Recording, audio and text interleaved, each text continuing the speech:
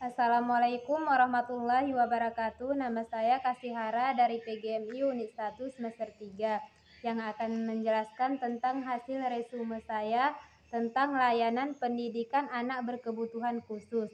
Definisi berbagai istilah anak berkebutuhan khusus.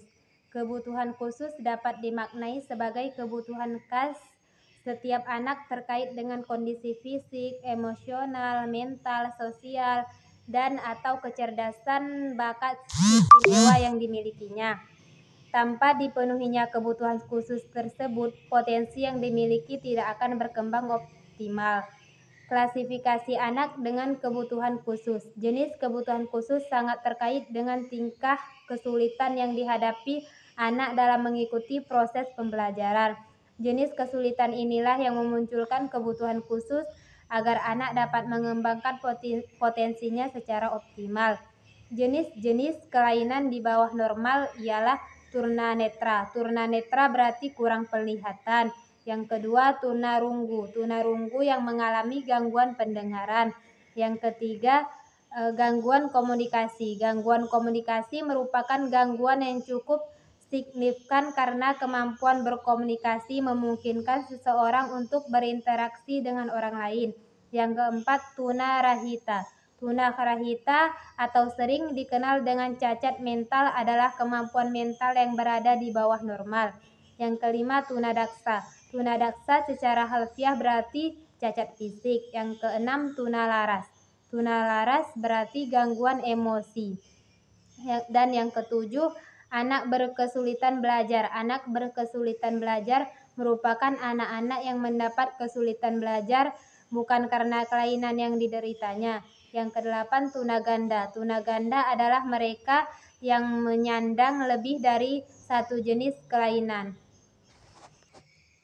Dan judul selanjutnya adalah layanan kegiatan ekstrakurikuler. Ada beberapa pengertian kegiatan ekstrakurikuler atau disebut dengan eskul. Yang pertama, kegiatan tambahan di luar struktur program pendidikan yang dilaksanakan di luar jam pelajaran, biasa untuk memperkaya dan memperluas wawasan dan kemampuan skill peserta didik. Yang kedua, kegiatan non-pelajaran formal yang dilakukan peserta didik sekolah atau universitas, umumnya di luar jam belajar kurikulum standar.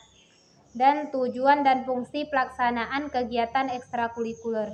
Visi pelaksanaan kegiatan ekstrakurikuler adalah berkembangnya potensi bakat dan minat peserta didik secara optimal dan tumbuh dan berkembangnya kemandirian dan kebahagiaan yang berguna untuk diri sendiri, keluarga, masyarakat, dan negara. Dan selanjutnya, manfaat kegiatan ekstrakurikuler.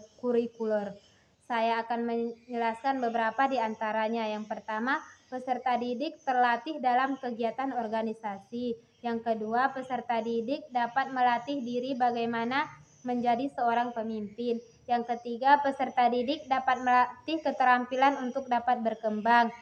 Dan selanjutnya, prinsip-prinsip kegiatan ekstrakurikuler, di antaranya individual, pilihan, keterlibatan aktif, menyenangkan, etos kerja. Dan jenis-jenis kegiatan ekstrakurikuler antara lain Krida meliputi kepramukaan, yang kedua karya ilmiah meliputi kegiatan ilmiah remaja, yang ketiga latihan atau lomba keterbakatan atau prestasi, seminar, dan pameran. Dan bentuk-bentuk kegiatan ekstrakurikuler, di antaranya bentuk individual, bentuk kelompok, klasikal, gabungan, lapangan. Dan selanjutnya, sebab tidak melaksanakan ekstrakurikuler. Saya akan menyebutkan sedikit. 1. Kurangnya dukungan dari orang tua murid. Kedua, memerlukan biaya yang cukup besar. Yang ketiga, lokasi sekolah yang jauh dari rumah siswa. Yang keempat, kurang dukungan dari sekolah. Yang kelima, terbatasnya dana. Sekian dari hasil resume saya akhiri. Waalaikumsalam warahmatullahi wabarakatuh.